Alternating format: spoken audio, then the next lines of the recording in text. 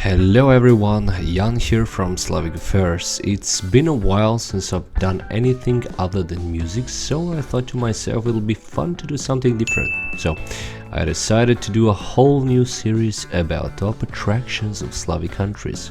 Now I am from Slovenia, so I am going to start with my own country because, obviously I know it best, so yeah, let's go. So first of all, for all of you that don't know Slovenia, it's a small central European country with tiny itsy-bitsy population of 2 million people. It is one of the most forested European countries, with 60% of its land being covered by forests. So that being said, Slovenians are very connected to the nature, and I'm gonna go through some natural sites as well as some other monuments, landmarks, and everything else there is to see. Okay, so let's not lose any more time. What are, in my opinion, a must-see sites in Slovenia? Number one, Bled. Bled is undoubtedly the main attraction of Slovenia. I mean, literally, if you Google Slovenia, 90% of the photos are going to be from Bled, most probably. And I mean, that's kind of logical, because Bled really is pretty as a picture. The turquoise color of the lake, little island with a church, the castle on a cliff. I mean, it's like a fairy tale, you know what I mean? And you can even rent up a little wooden boat, and you can row to the island on your own, or you can pay someone to take you with a boat that kind of looks like, those Venice gondolas. So no worries, you lazy potatoes, you can also visit the island. And here's a fun fact: the island with a church actually used to be an island with a shrine that was dedicated to the old native pagan goddess Shiva. So just thought I'd throw that in there, spice it up a little, But anyways, the castle. The castle is probably the coolest thing to see in Bled, in my opinion, because I love castles and I love history, and it's the oldest castle in Slovenia, and the view from it is just really awesome, because you can see the lake, the surrounding mountains, all of that, But there is also a downside to Bled, because Bled being the main attraction of Slovenia, it means that it will be a busy location. There will be a lot of tourists, and it will be quite expensive, comparing to other places in Slovenia. So that's a little bit. That's a little bit of a minus, So, if you're like me and you prefer less crowded places and all that, you're in luck, because there is another lake, Lake Bohinj, and it's just like 30 kilometers away from Bled, and it's less crowded and just as beautiful, in my opinion.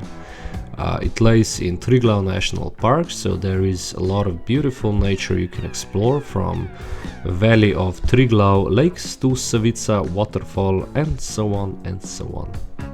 But anyways, let's move on. Ljubljana, being the capital and the larger city, I think it's pretty obvious you should visit. It's a really nice city with many stories and tales. There is a really cool tale about the dragon, and by the way, the dragon is also a symbol of the city. There is a love story between our most famous poet Prešeren and his love Julia. The canals, the castle, the churches, the museums, parks. I mean, Ljubljana pretty much has it all. It really is a magical city. It's a small city, you can literally see everything there is to see in 1 or 2 days. But what really makes it a unique city, in my opinion, is the vibe, that the city has. Just like chilling, drinking beer or whatever next to the river Ljubljanica with the view of the castle.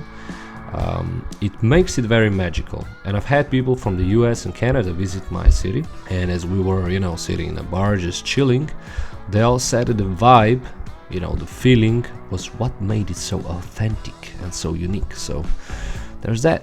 Moving on. If we head a bit more south, we can stop at Postojna. Postojna cave is one of the biggest sites of Slovenia. It's quite pricey, at least from my perspective. I think a ride with a little train costs 37 or 38 euros, which is not really cheap. But then again, Postojna cave is one of the longest caves in all of Europe, and the tour lasts for an hour and a half, so yeah, it can be quite spectacular. Especially if you've never been to a cave, I'm sure you will dig it. I'm sure you will like it. There's also a very special inhabitant you can observe there. It's called human fish, človeška ribica in Slovenian. So there's that. Near the cave you can also find Castle Predjama, or Predjamski grad. po slovensko. Again, I love castles, and this one is probably my favorite castle in Slovenia, just because, you know, half of the castle is actually inside the cave.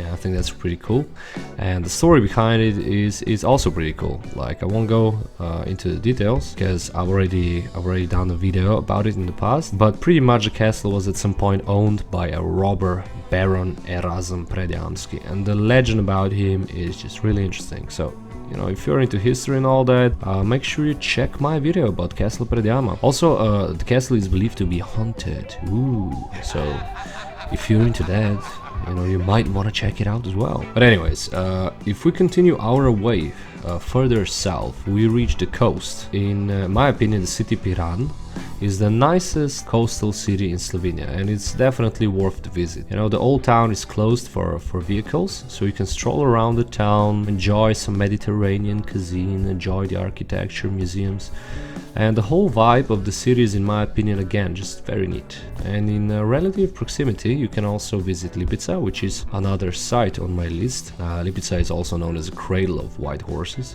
It's a beautiful stud farm where you can observe horses stroll around and so forth.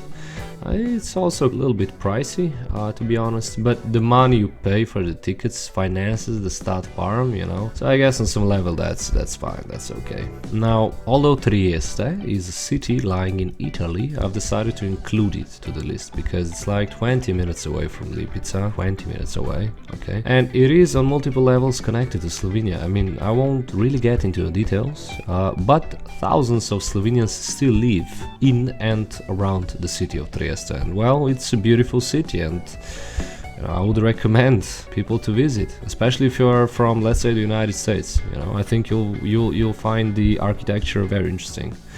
You know, the whole style, Austro-Hungarian style, which you can also find in Ljubljana, by the way. It's in my opinion very beautiful, and Piazza Unità is most definitely the most stunning place and my favorite place in Trieste. But yeah, anyways, let's get back to Slovenia.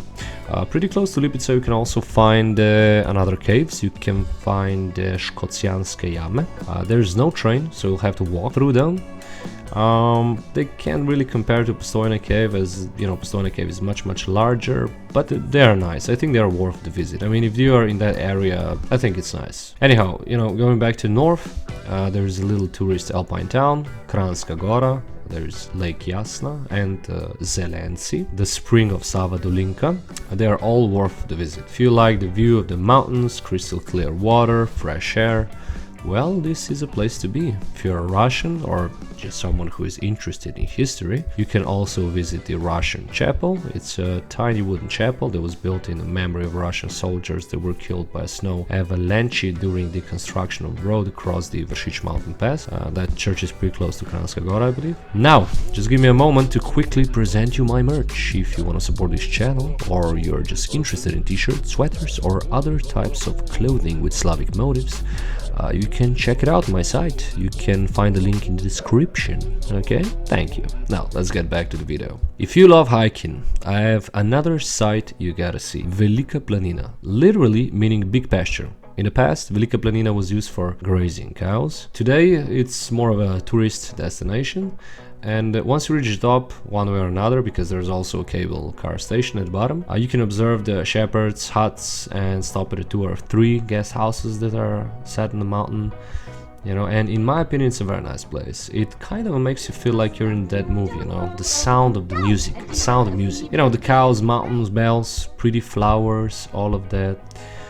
Now, if we head a bit more to the east or southeast, there is a city that I find quite interesting. It's also the oldest city in Slovenia because it was settled in the late Stone Age, and it's called Ptuj. But the fact that it's the oldest city and all of that, it's not the sole reason you should visit. The town is also hosting an annual event called Kurentovanje, which is an old tradition that originates from native or pagan custom, and you know, it's actually very similar to Bulgarian kukeri or Croatian halubajski zvončari.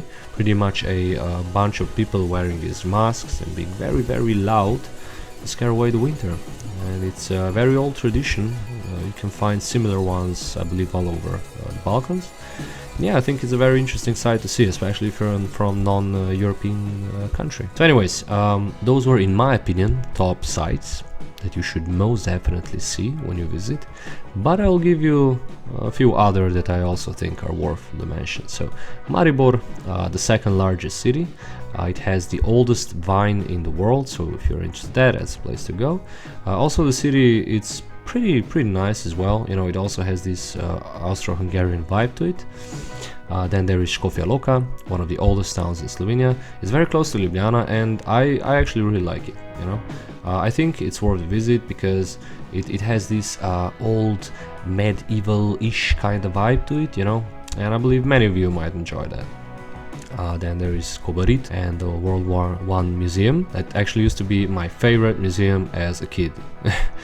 And in relative closeness of the museum, you can also find Bolnica Franja or Hospital Franja. That was actually like a secret partisan hospital during the Second World War.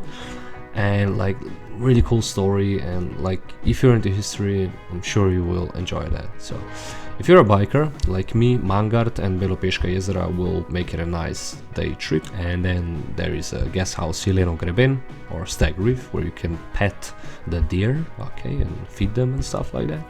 Obviously, you know, there is a lot more to see in Slovenia, but you know, those are my top sites. Accept it or don't, it's up to you. Like, on general, I want to say Slovenia is a land of clean waters, green forests, and very kind people. And I hope you enjoyed that video and that I presented some of the sites you perhaps didn't know of. Well, anyhow, if you enjoyed this video, make sure you click that like button and comment what country should I do next.